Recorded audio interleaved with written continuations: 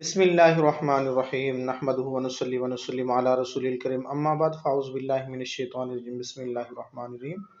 محترم ناظرین کرام، السلام علیکم ورحمۃ اللہ وبرکاتہ۔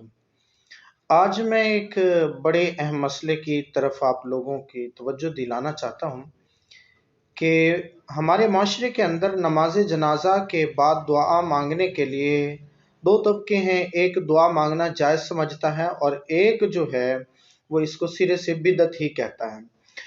اس دعا کو سرے سے بدعت کہنا یہ سراسر زیادتی ہے۔ سب سے پہلے یہ قرآن پاک میں ہے، اجیب دعوت الداعی اذا دعان۔ اللہ تعالیٰ فرماتا ہے کہ جب بھی کوئی دعا مانگنے والا مجھ سے مانگتا ہے میں اس کی دعا قبول کرتا ہوں۔ یہاں پر لفظ ہے اذا، اجیب دعوت الداعی اذا دعان، جب بھی کوئی دعا مانگنے والا دعا مانگتا ہے، تو یہاں پر جو ہے اصل میں کوئی یہ حکم ہے وہ مطلق ہے، مقید نہیں ہے۔ جب آپ چاہیں، جس وقت چاہیں، جہاں چاہیں، جیسے چاہیں، جب بھی دعا مانگیں گے اللہ دعا قبول فرماتا ہے۔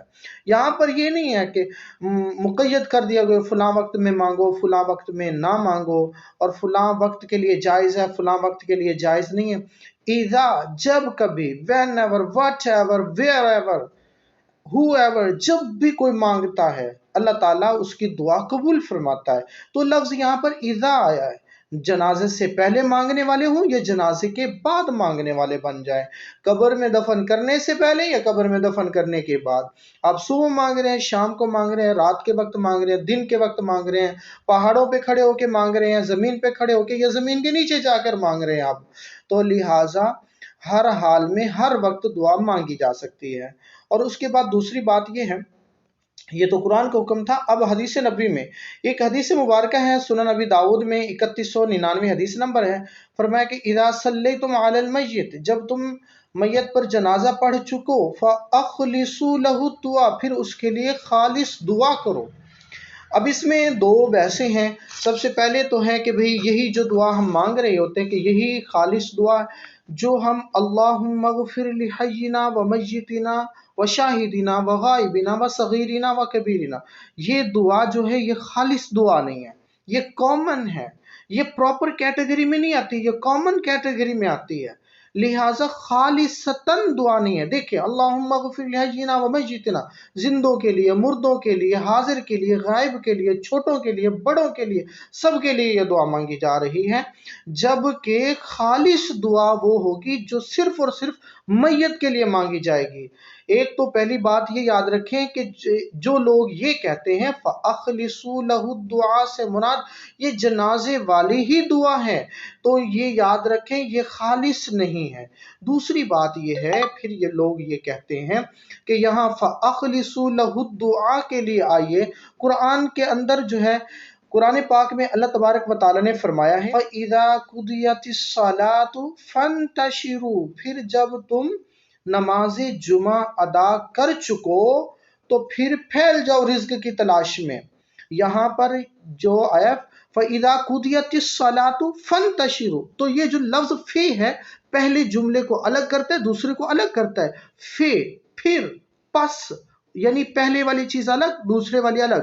فَإِذَا قُضِيَتِ الصَّلَاةُ، جب تم نماز جمعہ ادا کر چکو، فَانْتَشِرُوا، پھر تم پھیل جاؤ زمین پر رزق کے تلاش میں۔ اور اسی طرح فَإِذَا طَعِمْتُمْ فَانْتَشِرُوا، میرے محبوب کے پاس جب تمہیں دعوت کے لیے بلایا جائے، دعوت کھانے کے بعد فرمایا فَانْتَشِرُوا، پھر تم چلے جاؤ۔ یہ نہیں کہا گیا کہ دعوت کھاتے ہوئے چلے جاؤ یا نماز جمعہ ادا کرتے ہوئے، نماز پڑھتے ہوئے چلے جاؤ، نہیں، نماز ادا کرنے کے بعد جاؤ، دعوت کھانے کے بعد جاؤ۔ اسی طرح یہ حکم ہے اذا صلیتم علی المیت فاخلصوا له الدعاء، جب تم میت کی نماز جنازہ ادا کر چکو پھر اس کے لیے خالص دعا کرو، تو پھر اس کے لیے ہاتھ اٹھا کر دعا کریں، تو لہٰذا وہ خالص دعا ہوگی۔ اب آئیے آپ کو یہ پھر مزید آپ کی کنفیوژن دور کرتے ہوئے ایک اور میں حدیث مبارکہ پیش کرنے لگا ہوں۔ حاکم المستدرک کی حدیث نمبر ہے 1330 اور عبداللہ بن ابی اوفا سے روایت ہے، اور یہ فرماتے ہیں کہ ان کی بیٹی کی वफात हो गई तो अपने बेटे के जनाजे के लिए आए, तो इन्होंने अपनी बेटी का जनाजा जो है खुद पढ़ाया। तो जब ये लंबी हदीस मुबारक है, मैं अपना मौजू से मुताल्लिक जो हिस्सा है वो लेने लगा हूँ। तो लिहाजा जब ये अपनी बेटी का जनाजा पढ़ा रहे थे तो क्या हुआ, मसल्ला अलैहा, उन्होंने खुद जनाजा पढ़ाया अपनी बेटी का। फ़कब्बर अलैहा अरबा, चार तकबीरें कहीं, चार तकबीरें जनाजा पढ़ाया। सुम्मा कामा, फिर खड़े हो गए। बादर राबियात, बादर राबियाती, बादर राबियाती, चार तकबीरों के बाद। क़दर मा बैन तकबीरतैन, इतनी देर खड़े रहे जितनी दो तकबीरों के दरमियानी वक्फा होता है। यस्तगफिरु लहा व यदउ व यस्तगफिरु लहा व यदउ, और उस बेटी के लिए, अपनी बेटी के लिए दुआए मगफरत करते रहे। लिहाजा इसमें याद रखें, सुम्मा काम बाद राबियती, वो खड़े हुए किस वक्त, अपनी बेटी का जनाजा अदा करने के बाद, चार तकबीरें कहने के बाद की बात हो रही है।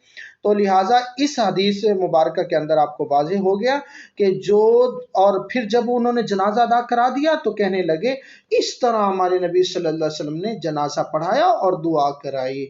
ये किससे रिवायत है, ये रिवायत है हज़रत अब्दुल्ला बिन अबी औफा से।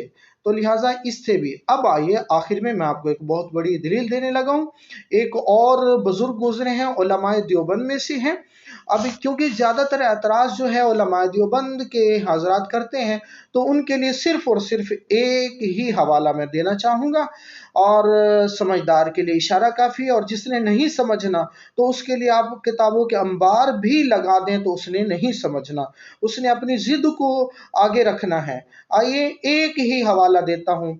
अल्लामा अनवर शाह कश्मीरी उलमाए देवबंद के अकाबिर में से हैं, उनसे पूछ लें, या तो वो उलमाए देवबंद अपने उसे अकाबिर ना माने, अगर अकाबिर मानते हैं तो फिर आइए उनकी किताब है अनवारुल बारी शरह सहीह बुखारी, तो लिहाजा उसकी जिल्द नंबर 19 और सफ़ा नंबर 308 में से है।